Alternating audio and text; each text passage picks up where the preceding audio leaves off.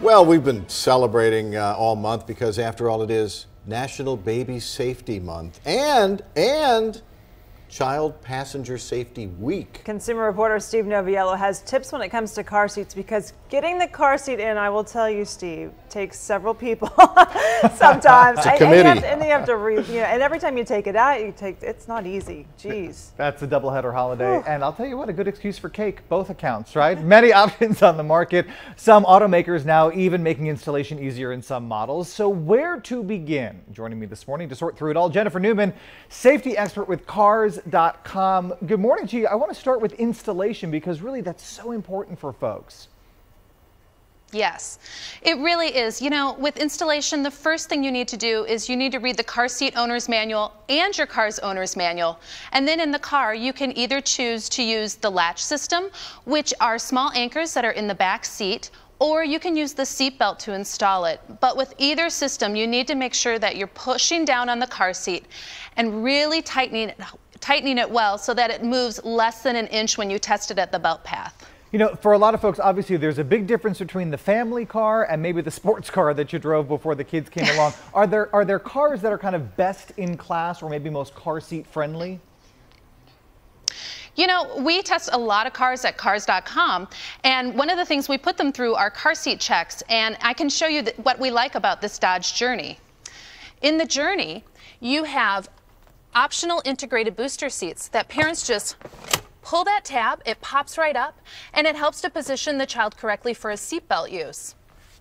And that booster seat replaces this booster seat out here. It's really great because it's always on hand and it can be used if you've got an extra kid in your carpool. You know, when I was a kid, you didn't spend as many years as you do now in the car seat. You start in the front and you go to the back. How does that all work? Are the rules still pretty consistent from the last few years, or are there any big changes to that?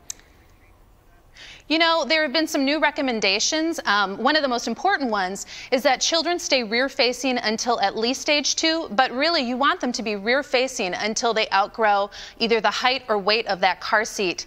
And then another thing to consider is a lot of parents are moving their kids out of booster seats too early. And so you want to make sure that your child stays in the booster seat until they're 4 feet 9 inches tall and 80 pounds. You know, and when we're talking about, you know, the booster seat and the car seat, a lot of these new products really kind of grow as your child grows. I see a lot of these kind of convertible seats that kind of, you know, do different functions as your kid gets bigger on the market. Good idea for consumers? Yeah. You know, really the best car seat is the one that fits your child, it fits your budget, it fits your car, and it's something that you can use correctly each time. We've recently just tested one of these more convertible car seats that goes from 5 pounds, can handle a 5-pound child, all the way up to 120 pounds when they're in the booster part.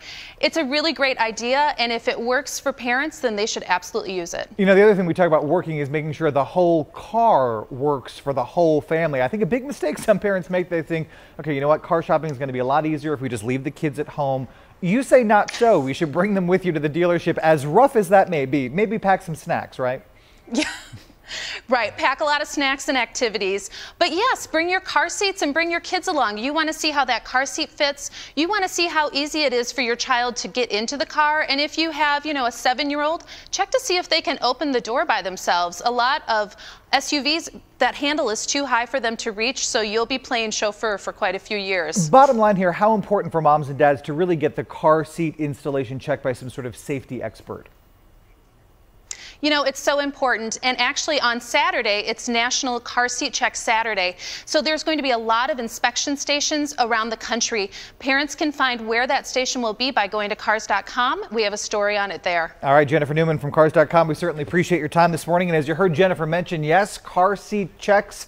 This Saturday, 10 to 2 at Globe Life Park in Arlington. They will have safety experts out there. Now, this is a free inspection for you. Experts at the Injury Prevention Center of Greater Dallas at Parkland will be on hand from 10 a.m. to 2 p.m. A link right now, myfoxdfw.com.